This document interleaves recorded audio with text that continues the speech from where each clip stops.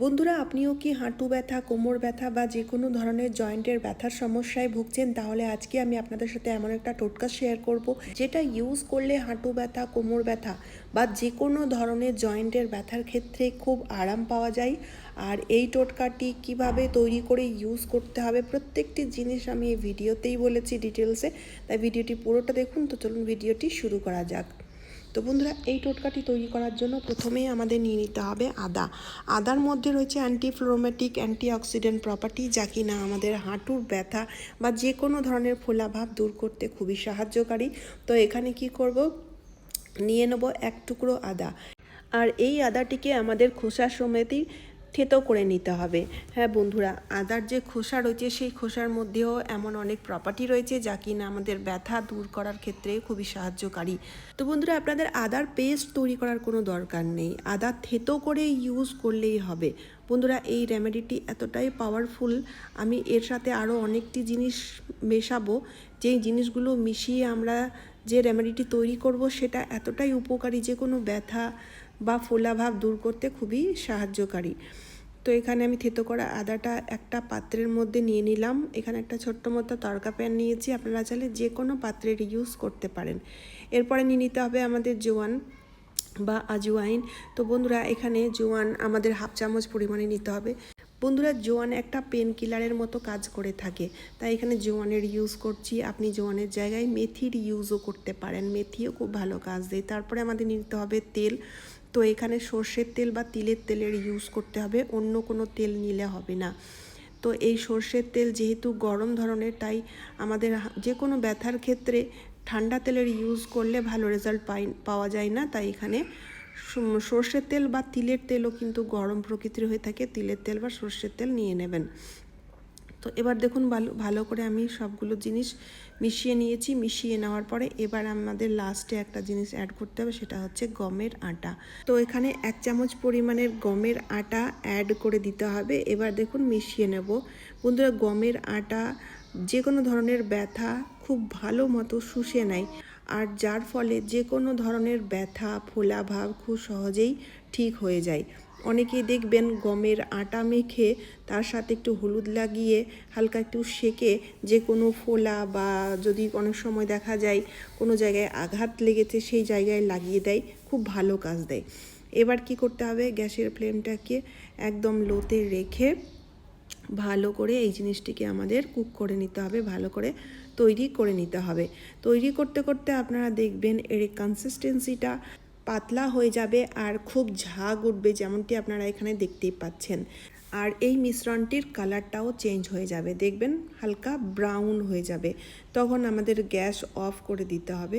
দেখতেই পাচ্ছেন, এর থেকে বেশি কুক করলে জিনিসটি পুড়ে যাবে, মিশ্রণটি পুড়ে যাবে। তাই এই পরিস্থিতিতে এই মুহূর্তে আমাদের কি করতে হবে, গ্যাস বন্ধ করে দিতে হবে। রেমেডিটি তৈরি হয়ে গেছে, কিভাবে অ্যাপ্লাই করতে হবে চলুন দেখে নেওয়া যাক। তো বন্ধুরা, প্রথমেই আমি হাঁটু ব্যথার ক্ষেত্রে এই টোটকাটি অ্যাপ্লাই করছি। এইরকমইভাবে আপনারা কোমর ব্যথা, গোড়ালি ব্যথা বা পিঠ ব্যথা, ঘাড় ব্যথার ক্ষেত্রেও অ্যাপ্লাই করতে পারেন। তো বন্ধুরা, হাঁটুর অনেক সময় দেখবেন হাড় ক্ষয়ে যায়, তখন হাঁটু ব্যথা হয়। অনেক ক্ষেত্রে দেখা যায় হাঁটুর মধ্যে জল ভরে গেছে, সেক্ষেত্রেও কিন্তু হাঁটু ব্যথার সমস্যা হয়ে থাকে। বা কাটলেট যখন ক্ষয়ে যায় তখন কিন্তু হাঁটু ব্যথার সমস্যা দেখা দেয়। তো এখানে বন্ধুরা, এই টোটকাটি আপনাদের প্রত্যেক দিন যদি আপনারা অ্যাপ্লাই করতে পারেন, তাহলে 1 মাসের মধ্যেই আপনাদের দেখবেন পুরোপুরিভাবে হাঁটু ব্যথা ঠিক হয়ে যাবে। কারণ বন্ধুরা, এই রেমেডিটি তৈরি করার জন্য আমরা যতগুলো জিনিস নিয়েছি প্রত্যেকটি জিনিসই কিন্তু হাঁটু ব্যথা বা যে কোনো ধরনের জয়েন্টের ব্যথা ঠিক করার জন্য খুবই উপকারী। তো এখানে বন্ধুরা দেখুন, আমি যে মিশ্রণটি তৈরি করেছি সেটা কিন্তু হালকা গরমে ইউজ করতে হবে। হাঁটুর মধ্যে এভাবে লাগিয়ে নিতে হবে, লেপ মতো লাগিয়ে নিতে হবে। লেপ মতো লাগিয়ে নেওয়ার পরে এবার আপনাদের কি করতে হবে, বেঁধে দিতে হবে জায়গাটি।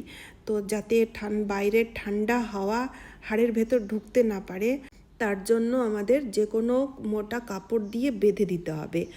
আর এই টোটকাটি আপনারা কখন অ্যাপ্লাই করবেন, আপনারা রাত্রেবেলায় ঘুমোতে যাওয়ার আগে অ্যাপ্লাই করলে সবচেয়ে বেশি ভালো হয়, কারণ সারা রাত্রি ধরে এই রেমেডিটি ভালো মতো ওয়ার্ক করে থাকবে। আর যদি মনে করছেন না রাত্রিবেলায় লাগানোর সময় নেই বা রাত্রিবেলায় লাগানো হচ্ছে না, তাহলে সেক্ষেত্রে আপনারা দিনে যে কোনো টাইম লাগাতে পারেন, তবে লাগিয়ে মোটামুটি 2 ঘন্টা রাখতেই হবে। 2 ঘন্টার আগে খোলা যাবে না। আর 2 ঘন্টা অ্যাটলিস্ট আপনাদের বেঁধে রাখতেই হবে। দেখবেন বন্ধুরা, হাঁটু ব্যথা একদম চুমন্তার হয়ে যাবে, খুব আরামও পাওয়া যাবে। আর এই মিশ্রণটিকে আপনারা ফেলবেন না। এই মিশ্রণটিকে আরও 3 থেকে 4 বার ইউজ করা যাবে, তবে ইউজ করার আগে হালকা একটু গরম করে ইউজ করতে হবে, ঠিক আছে? এবার বন্ধুরা, এই জায়গাটি আপনারা ঠান্ডা জল দিয়ে ধোবেন মনে করছেন, একদমই না, ঠান্ডা জল দিয়ে ধোয়া যাবে না।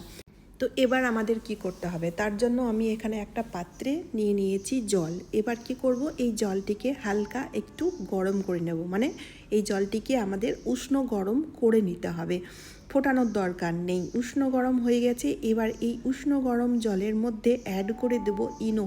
হ্যাঁ বন্ধুরা, এই ইনো আমাদের যে কোনো ধরনের ব্যথার ক্ষেত্রে খুব ভালো কাজ দেয়। অনেক সময় বন্ধুরা আমরা যে জায়গায় ব্যথা হয় সেই জায়গায় ভলিনি বা অনেক রকমের স্প্রে ইউজ করে থাকি, তো সেক্ষেত্রে এই রকম ধরনের কাজ দেবে এই টোটকাটি অ্যাপ্লাই করলে। তারপরে বন্ধুরা আমাদের অ্যাড করে দিতে হবে কর্পূর। যে কর্পূর আমরা পুজোতে ইউজ করি, তো একটা কর্পূরের ট্যাবলেটটি এভাবে গুঁড়ো করে এর সাথে মিশিয়ে দিয়েছি। এবার নেব একটা কাপড়, আর কাপড়টাকে না এই জলের মধ্যে এভাবে ডুবিয়ে নিংড়ে নেব। নিংড়ে নেওয়ার পরে এবার এই কাপড়টি দিয়ে আমাদের হাঁটুটাকে সেঁকে নিতে হবে। আমি হাঁটুর ক্ষেত্রে দেখাচ্ছি, ঠিক এইভাবেই যে কোনো ধরনের জয়েন্টের ব্যথার ক্ষেত্রে আপনারা অ্যাপ্লাই করবেন। তো এইভাবে আপনাদের দেখুন সেঁকে নিতে হবে। তো এইভাবে গরম সেঁকটা যখন হাঁটুর মধ্যে লাগবে, দেখবেন খুব আরামও পাওয়া যাবে। আর ওই যে বললাম, ইনো অ্যাড করার ফলে যে ব্যথা, সেই ব্যথাও কিন্তু ভালো হয়ে যায়, ফোলা ভাবটা দূর হয়ে যায়। খুব ভালো রেমেডি শেয়ার করছি বন্ধুরা, অবশ্যই ট্রাই করবেন। ট্রাই করে এর ফিডব্যাক আমার সাথে অবশ্যই শেয়ার করবেন। তো চলুন আজকের মতো এই পর্যন্ত। আশা করছি এই টোটকাটি আপনাদের প্রত্যেকেরই খুব কাজে দেবে, তাই ভিডিওটি শেয়ার করতে ভুলবেন না। তারই সাথে সাথে চ্যানেলটিকে সাবস্ক্রাইব করে অবশ্যই আমার পাশে থাকবেন। তো চলুন আবার দেখা হচ্ছে অন্য কোনো নতুন ভিডিওতে। আপনারা সবাই খুব ভালো আর সুস্থ থাকবেন। টাটা বন্ধুরা।